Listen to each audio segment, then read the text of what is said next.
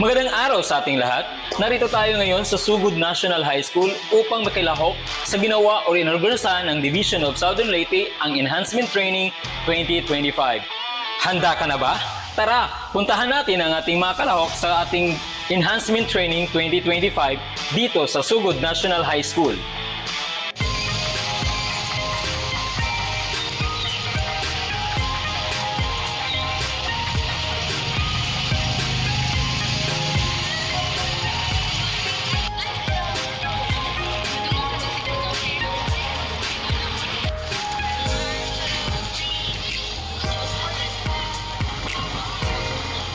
So magandang umaga sa inyong lahat. Narito tayo sa ilang mga estudyante na ating kakapalamain.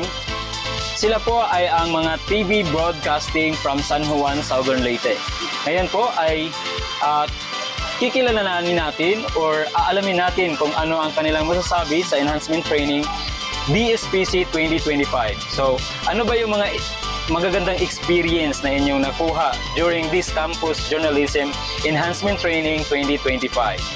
So, first kay nakakat-on meg mga new things, especially kay mga newbie me, and then paano mo to, we've learned a lot. Labi nag sa karon ja naka-biyahe mig kami camera, and then naka-friends me og taga lain lugar.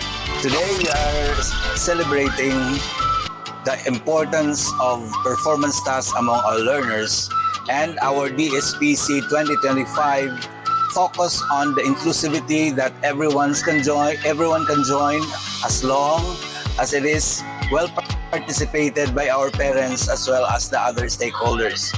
This is also the time that we enhance ourselves by making to the concept of campus journalism to every class and everyday life that we have as a teacher as well as a coach. Thank you very much.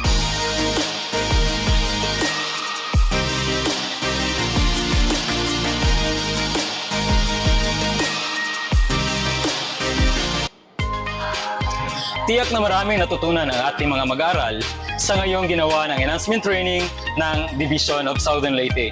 Alam mo bang may marami ako nakapanayam na mga mag-aaral na kung saan ay mas marami silang natutunan sa ngayong ginawa ng DSPC, even if ito ay ginawa online dahil sa mga sakunang nangyari noong nakaraang linggo. So ngayon, maraming salamat sa Division of Southern Leyte sa ginawang Enhancement Training 2025 dahil sa mga mag-aaral, marami silang natutunan at marami silang nakuhang impormasyon lalong-lalo na sa training na ito. Maraming salamat Southern Leyte Division sa inyong ginawang DSPC 2025 Enhancement Training dito sa Sugod National High School. Ito po si Jerome de Cesar Ricolio. Magandang araw, and don't forget to like, share, and subscribe sa ating YouTube channel. Magandang umaga po.